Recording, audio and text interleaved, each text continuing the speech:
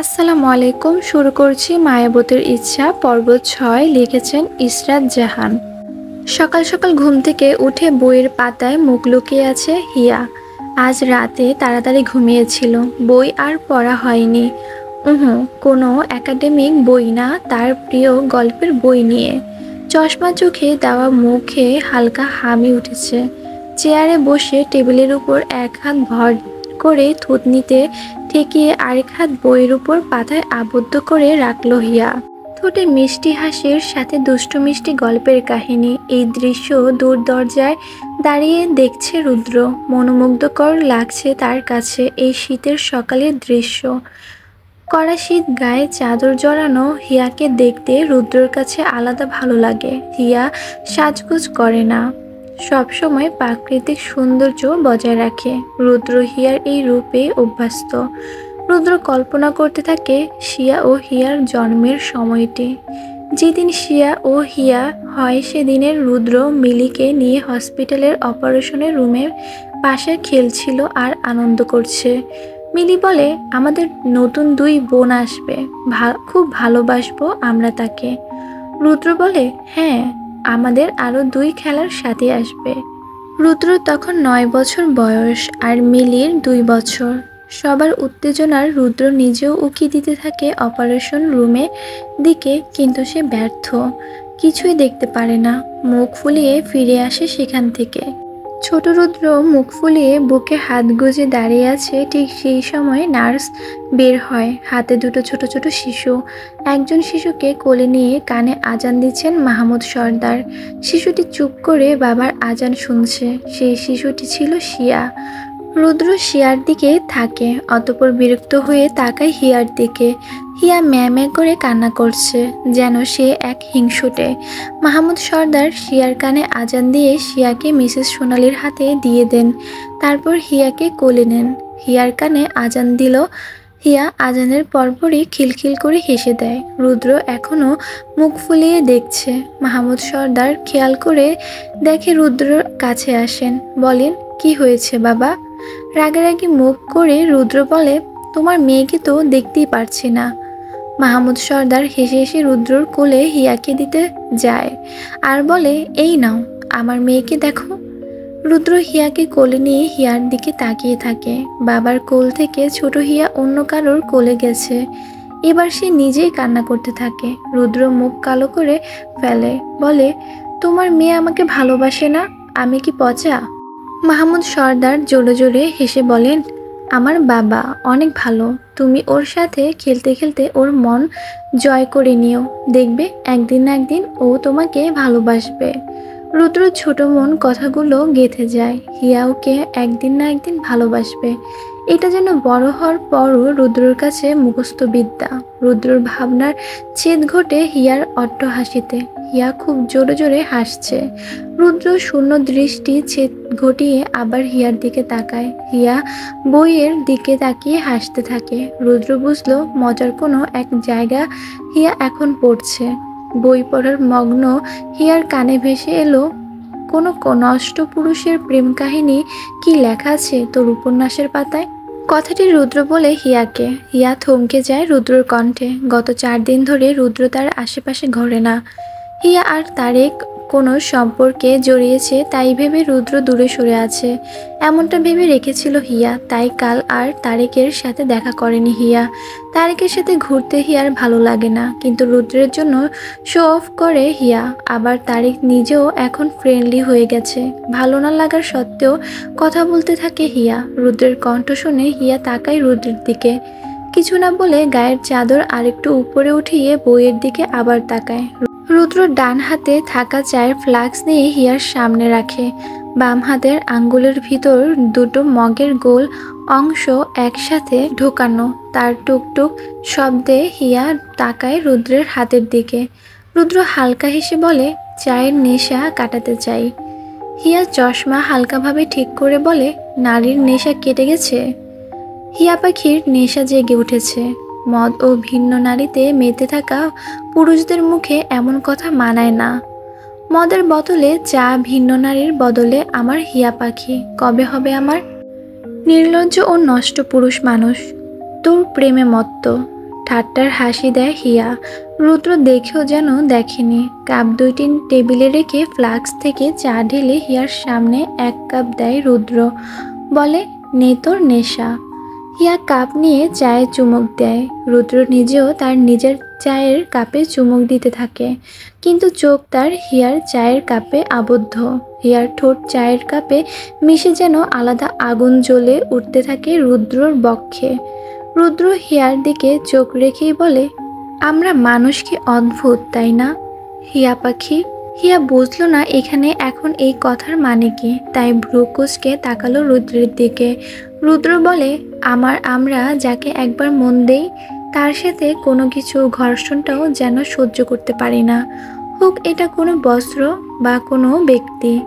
হিংসেগুলো মনের মধ্যে নিজের থেকে আবিষ্কার করে। এই যেমন এখন তোর চায়ের কাপ আমাকে হিংসা পুড়িয়ে দিচ্ছে। রুদ্রর কথা মন দিয়ে শুনতে থাকে, সাথে তার চায়ের কাপে চুমুক দিতে থাকে হিয়া। রুদ্রর শেষ বাক্য শ্রবণ হতেই বিষম খেল হিয়া। কটমট চশমা চোখে রুদ্রের দিকে তাকিয়ে বলে, আপনি এত লুচু কেন? ঠোঁট প্রসারিত করে হেসে রুদ্র বলে, তোর মাইন্ড লুচু তাই। তুই কি ভেবেছিস আমি তোকে চুমু খাবো, বোকা মেয়ে? তাহলে চায়ের কাপকে হিংসা করার মানে কি? চায়ের কাপে হিংসে করছি মানে আমি তোকে চুমু খাবো? কোনো উত্তর না দিয়ে হিয়া ফ্যালফ্যাল করে চেয়ে আছে রুদ্রর দিকে। এই লুচু লোকটি তাকে কি বলতে চাইছে? রুদ্র হিয়ার কাপে তাকালো। এখনো অর্ধেক চা আছে এটাতে। হিয়ার হাত থেকে চা নিয়ে নিজে চুমুক দিল। হিয়া তাকিয়ে আছে সেদিকে। রুদ্র প্রায় এমন করে। হিয়া চায়ের কাপে চুমুক দেওয়ার পরপরই রুদ্র কাপ নিয়ে নিজেও চুমুক দেয়। এক ডোকে সম্পূর্ণ চা শেষ করে রুদ্র। হিয়া তাকিয়ে থাকে সেদিকে, বলে, এটা চা ছিল, আপনার মদ না। আমার জন্য চাও যা, মদও তা। মদ ভুলিয়ে দেয় যন্ত্রণা, কল্পনায় ভেসে আনে তোকে। আর চা থাকা মানে তো আজ তোর সাথে একটি সময় কাটানো। আপনার এই শক্ত শক্ত কথা আমার বুঝে আসে না। আজ তো আমিটাকেই তো তুই বুঝিস না। বলে কাপ ও ফ্লাক্স টেবিলে রেখে উঠে যায় রুদ্র। গেট দিয়ে বের হতে হতে বলে, চায়ের কাপে কখনো আমি নিজের ঠোঁট কল্পনা করি না। রুদ্র কারো জায়গা দখল করে না, বরং নিজের জায়গা করে নেয়। আমি নিজের জায়গা করতে আস্ত চায়ের কাপটাকেই ভেঙে গুড়িয়ে দিব। হিয়া রুদ্রর কথাগুলো শুনল। রুদ্র চলে যাওয়ার পর নিজের অজান্তেই দুই হাত দুইটি চায়ের কাপ নিল। তারপর কাপ দুটি একত্র করে মিষ্টি এক হাসি দেয়। নিজের মনে আওড়ায়, বাস্তবে মিলন না হোক, আমার কল্পনায় আপনার সাথে মিলন তো হয়েই গেছে। সূর্যের আলো বড় খোলা কাচের জানালা দিয়ে প্রবেশ করছে। শীতের মধ্যেও সূর্যের আলো আলাদা গরম উষ্ণতা উপহার দিতে থাকে। এই গরম উত্তাপে ঘুম ভেঙে যায় মায়ার। চোখ পিটপিট করে তাকায় মায়া। চোখ খুলেই যেন অবাক হয়ে যায় সে। বেডের পাশে মুখে হাত রেখে বসে আছে ব্ল্যাক ড্রেস পরা রাজ। মায়া তাড়াতাড়ি উঠে বলে, হাউ ডিয়ার ইউ? মন্ত্রীকে ডিয়ার দেখাচ্ছ মায়াবতী? রক্তচক্ষু নিয়ে মায়া বলে, আমার পারমিশন ছাড়া আমার রুমে কেন ঢুকেছেন? রাজ ফিচেল হাসি দিয়ে বলে, বিনা পারমিশন আমার হৃদয়ে কেন ঢুকেছ? দাঁত কটমট করে মায়া বলে, আপনার ওই হৃদয়ে তালা মেরে রাখুন মন্ত্রীমশাই, তাহলে আর কেউ ঢুকতে পারবে না। তোমার মতো চোরেরা ঠিকই পারবে। বলেই মায়ের দিকে ঝুঁকে মায়ের মুখে ফু দিয়ে কপালের চুলগুলো উড়িয়ে দেয়। মায়া রাজের কলার চেপে ধরে। রাজ তাকায় তার দুই পাশের কলারের দিকে, বলে, এমনি তোমার ঘুমন্ত মুখের নেশালু দৃশ্য দেখে আমি শেষ। এভাবে কলার টেনে কাছে টানলে তো মরেই যাব। তো জান মরে। এভাবে বলে না মায়াবতী, সত্যি সত্যি মরে যাব। তবে আমি মরে যাওয়ার আগে তোমাকে আমার করেই যাব। হালকা দুর্বল হয়ে এসেছে মায়ের হাত, কিন্তু রাজের কলার এখনো ধরে আছে। চোখ জ্বলতে থাকে তার। রাজের কথাগুলো দুর্বল করেছে মায়াকে। মায়া ঘুরে চলে গেল। শক্ত সাহসী মায়ের চোখের কোণায় পানির বিন্দু জমেছে। রাজ উপলব্ধি করল মায়ের দুর্বলতা। যখন মায়া শক্ত করে রাজের কলার ধরেছিল, রাজের গলার দিকে টান অনুভব করে। মায়া দুর্বল হওয়ার পর এই টান অনুভব হয় না রাজের। কুচে কুচে দাড়ির মাঝে কালো ঠোঁট জোড়া হাসতে থাকে। সিগারেট খায় রাজ। ঠোঁট তার আস্ত এক প্রমাণ। মায়া তাকিয়ে আছে সেই দিকে, চোখের পানি বিন্দু হয়ে আটকে আছে, এখনো গড়িয়ে পড়েনি চোখ থেকে। মায়া বের করতে চায় না এই পানি, শক্ত রাখতে চায় মনকে, কিন্তু পারছে না সে। রাগ হচ্ছে মায়ার খুব। মায়া তো চায় না দুর্বল হতে, এই দুর্বলতার জন্য যে তার হৃদয় হরণ হওয়ার ভয় কাজ করে, মাথায় কাজ করা বন্ধ করে দেয়। মায়ের এই শক্ত মন গড়ার প্রচেষ্টার ভেতরেই রাজ মায়াকে আরো দুর্বল করে দেয়। মায়ের ললাটে এক চুম্বন এঁকে দেয় রাজ, সাথে সাথে চোখ বন্ধ করে নেয় মায়া। চোখের পানি এবার অনিচ্ছায় গড়িয়ে পড়ে মায়ার চোখ থেকে। রাজের ঠোঁটের দূরত্ব অনুভব করতেই মায়া চোখ খুলে, সাথে সাথে ধাক্কা দিয়ে দূরে ঠেলে দেয় রাজকে। বালিশের পাশে থাকা গুলি হাতে নিয়ে তাক করে রাজের দিকে, বলে, আমি আপনার মায়াবতী না মন্ত্রীমশাই, আমি এক হৃদয়হীনা কন্যা। নিজেকে দাও দাও করে পুড়িয়েছি আমি, আপনাকে পোড়াতে চাই না, তাই দূরে সরে যান আমার থেকে। ঠোঁটের কোণায় বাঁকা হাসি রেখে রাজ ঘাড় কাত করে তাকায় মায়ার দিকে, নিজের ঠোঁটে নিজেই স্লাইড করে রাজ বলে, পরন্তু মায়াবতী জখমে মলম লাগানোর কেউ ছিল না, এখন এসে গেছে। মেনে নেওয়া না নেওয়া তোমার ব্যাপার।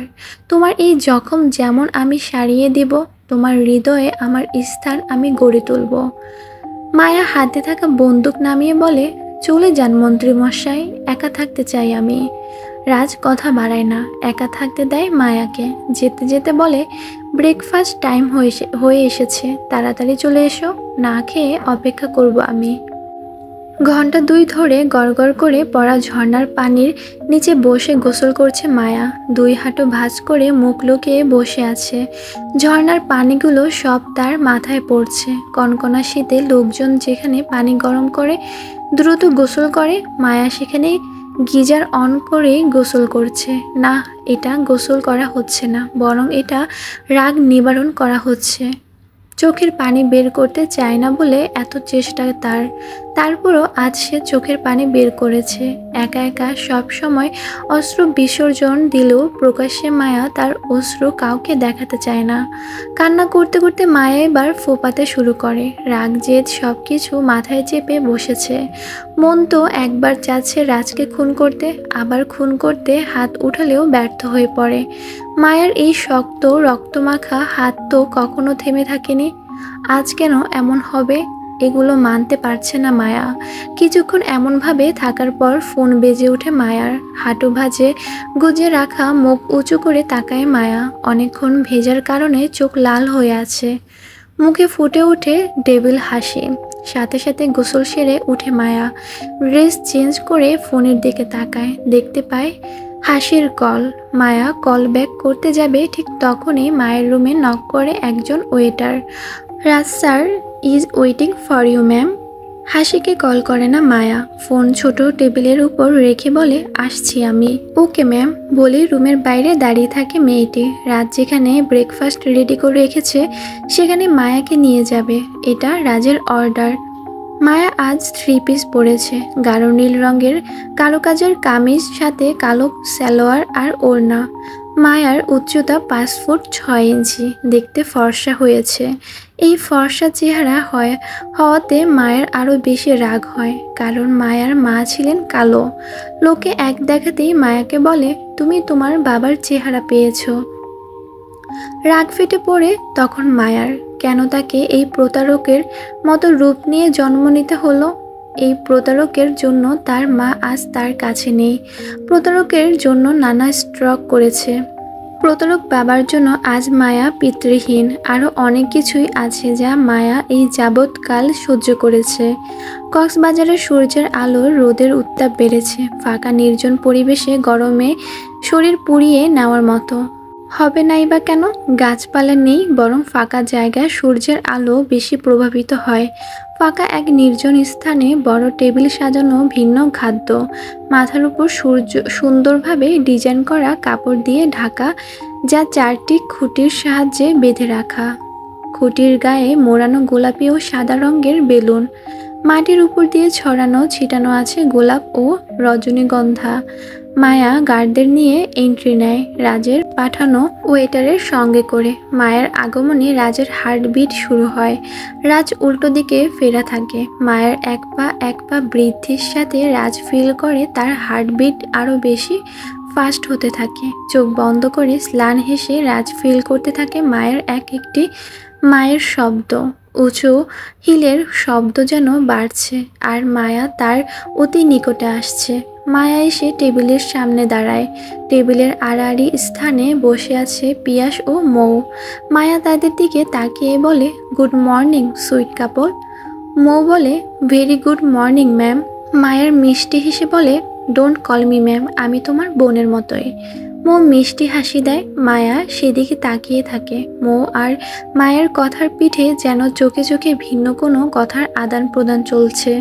রাজ লক্ষ্য করে বিষয়টি, কিন্তু খুব বেশি গুরুত্ব না দিয়ে বলে, মায়াবতীর আগমনে শুভেচ্ছা স্বাগতম। কঠিন চোখে তাকিয়ে থাকে মায়া। এই দৃষ্টিতে না আছে কোনো ভালোবাসা, আর না আছে কোনো ঘৃণা, শুধু আছে লুকিয়ে থাকার প্রচেষ্টা। রাজ মায়ার কাছে পা দোলাতে দোলাতে হেঁটে আসে। মায়ের চোখে চোখ রেখে রহস্য কণ্ঠে বলে, এই চোখ মিথ্যা কিছু বোঝাতে চাইলেও আমি আমার মায়াবতীর চোখ খুব ভালো করে পড়তে পারি। বলে চোখ টিপ দেয় রাজ। তারপর আঙ্গুল দিয়ে তুড়ি বাজিয়ে ইশারা করে ওয়েটারকে। ওয়েটার এসে খাবার দিতে থাকে সবাইকে। এখানে যেন খাবার খাওয়া কম, চোখে চোখে কথা বেশি। রাজ পিয়াসকে কিছু ইশারা করছে, তো মায়া মৌকে। আবার মায়া রাজ একে অপরকে চোখে চোখ রেখে খাবারের মন দিতে থাকে। সর্দার বাড়ির সবাই একসাথে খাবার টেবিলে বসেছে। যারা গেছে বাবার বাসায়, কাল আসবে। রাজ আসার সময় হয়ে এসেছে, তাকেও তো তাড়াতাড়ি আসতে হবে। শিয়া, হিয়া ও মিলি মিলে এক সারিতে বসেছে, অন্য সারিতে রুদ্র, সোনালি, মালিনী বসেছে। টেবিলের উপর দুই কর্নারে মুখোমুখি দুই ভাই। সার্ভেন্ট এসে খাবার দিচ্ছে। রুদ্র চোখ হিয়ার দিকে। হিয়া তার খাওয়ার মনোযোগ দিচ্ছে। চশমার ফাঁকে তাকিয়ে দেখতে থাকে রুদ্রকে। সেই দৃষ্টি বুঝতে অবগত হয় না আশেপাশের লোকজন। খাওয়ার মাঝে মাহমুদ সর্দার বলেন, বাবা রুদ্র, তোমার তো গ্র্যাজুয়েশন শেষ, আবার বয়স বেড়েছে। এখন এমন ঘোরাফেরা করলে হবে? ভবিষ্যৎ নিয়েও তো ভাবতে হবে। কিছু না করলেও আপাতত বাবার ব্যবসায় একবেলা ঘুরে আসতে পারো। রুদ্র হিয়ালি ভাব নিয়ে বলে, বাবা তো আছেই দেখার জন্য। আমার এখনো ইচ্ছা নেই কিছু করার, জাস্ট চিল আছি, চিল করতে চাই। মোহন সর্দার ক্ষিপ্ত হয়ে বলেন, এক অপদার্থ জন্ম দিয়েছি আমি, কোনো কাজের না। রুদ্র বাঁকা হেসে বলে, পদার্থ জন্ম দিয়েও ধরে রাখতে অক্ষম তুমি। তোমার মুখে এসব মানায় না। আসছি আমি। সবাই তাকিয়ে আছে রুদ্রর দিকে। রুদ্র নিজের মতো করে কাঁধে জ্যাকেট ঝুলিয়ে হেলতে দুলতে চলে যাচ্ছে। না খেয়ে বের হওয়া হিয়ার মন খচখচ করতে থাকে, কিন্তু কিছু বলে না। মাহমুদ সর্দার বলেন, কখনো তো বাবা হয়ে ছেলের সাথে ভালোভাবে কথা বলিস না। আমি একটু চেষ্টা করি, তাও তোর জন্য হয় না। ছেলেটা বড় হয়েছে তোদের কোনো শিক্ষা দীক্ষা ছাড়াই। বলে উঠে গেলেন মাহমুদ সর্দার। রুদ্রকে কেউ ভালো না বাসলেও তিনি বাসেন। রুদ্রর একাকিত্বে তিনি রুদ্রকে সাপোর্ট করতেন। টাকা পয়সা সবাই দেয়, কিন্তু যত্ন করতে পারেনি রুদ্রর বাবা মা রুদ্রকে। যখনই বাবা মায়ের সাথে খেলাধুলা করতে চায়, তার হাতে দেওয়া হয়েছে বড় ট্যাব। যখন একটু ঘুরতে যেতে চায় বাবা মায়ের সাথে, তখন তার হাতে দেওয়া হতো মোটা অঙ্কের টাকা, সাথে থাকতো গার্ড। এভাবে বেড়ে ওঠা রুদ্র হয়েছে আজ বখাটে বড়লোক বাবার বিগড়ে যাওয়া ছেলে। রুদ্রকে কেউ না বুঝলেও মাহমুদ সর্দার একটু একটু চেষ্টা করতেন ভালোবাসার, কিন্তু তার ব্যস্ততায়ও সময় বেশি একটা দেওয়া হতো না। খাওয়া দাওয়ার পর সবাই মিলে সমুদ্রের ধারে যায়। রাজ তার লোকজন দ্বারা জায়গাটি ফাঁকা করেছে। মৌ সমুদ্রের পানি দেখে মায়ের হাত ধরে দৌড় দিয়ে সেদিকে। মৌ ও মায়া মিলে পানিতে ভিজছে আর আনন্দ করছে। পিয়াস ও রাজ ওদের থেকে বেশ খানিকটা দূরেই আছে। সুযোগ পেয়ে মৌ বলে, রাজ ভাই তোমাকে ভালোবাসে আপু। ঠোঁট বাঁকা করে হেসে মায়া বলে, সর্দার বংশের ছেলে সে, এসব দেখে গলে যাস না বোন। মৌ বলে, আমরাও তো একই বংশ আপু, তাহলে আমরা কেন এমন নই? মায়া বলে, কারণ আমার শিক্ষা দীক্ষা আমার মা দিয়েছে, আর তোর শিক্ষা আমি দিয়েছি, তাই। কান্না মিশ্রিত কণ্ঠে মৌ বলে, বাবা থাকতেও বাবা ছাড়া জীবন কাটিয়েছি আমরা, ওই লোকটাকে তো ভোগ করতেই হবে।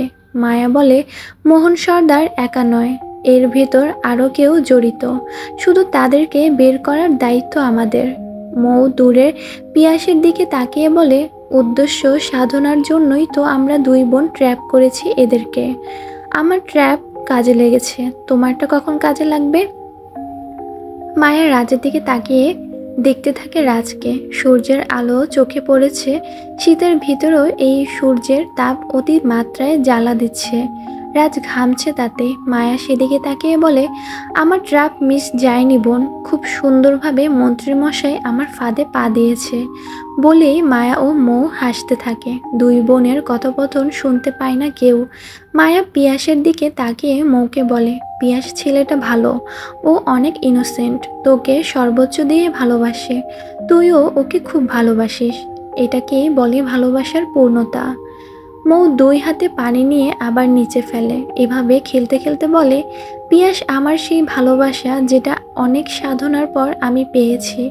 হতে পারে আমার স্ট্যাটাসের সাথে পিয়াস যায় না, কিন্তু ভালোবাসার কাছে এই স্ট্যাটাস ফিকে আপু। মায়া মজা করে বলে, হ্যাঁ সেই তো ইনোসেন্ট, তোর পাতানো নকল বাবা মাকে গুলি দেখিয়ে বিয়ে করলো। বেচারা বুঝলো না যে তুই ওকে বিয়ে করতে ফাঁদে পেতেছিলি। নকল বাবা মাকে নকল গুলি দেখিয়ে বিয়ে, এটা যে আমার কাছে কতটা ফানি লেগেছিল তোমাকে কি বলবো। বলেই হেসে দেয় মৌ। মায়া অনেকদিন পর বোনের সাথে মন খুলে কথা বলছে। এই কয়দিনে তেমন কথা বলতে পারেনি। রাজ ও পিয়াস নিজেদের মতো কথা বলে এগিয়ে আসে মায়া ও মৌয়ের দিকে। রাজ বলে, হানিমুনে এসে যদি বর ধুয়ে বোনকে সময় দেয়, এটা কেমন হানিমুন মায়াবতী? মায়া ও মৌ ভ্রুকুচকে তাকায়। মৌ ভয়তে ঘাবড়ে যায়। তুতলিয়ে প্রশ্ন করে, বোন মানে? এই দেখো প্রিয় বেবি, তোমার বউ তো তোতলায়। আরে মায়াবতী তো তোমার বোনের মতোই। আন্টি ফুপু মামি চাচি এগুলো নিশ্চয়ই হবে না? হাঁপ ছেড়ে বাঁচে মৌ। বলে, ও আসলে ম্যামকে বোন বলেছেন তো তাই। নিজেদের মধ্যে কিসের ম্যাম, তুমি ওকে আপু বলেই ডাকবে। হতে পারে আমার মায়াবতী একজন সফল নারী, তাই বয়স একটু বেশি, তবে আমার থেকে কিন্তু তার এজ ডিফারেন্ট অনেক, তাই না মায়াবতী?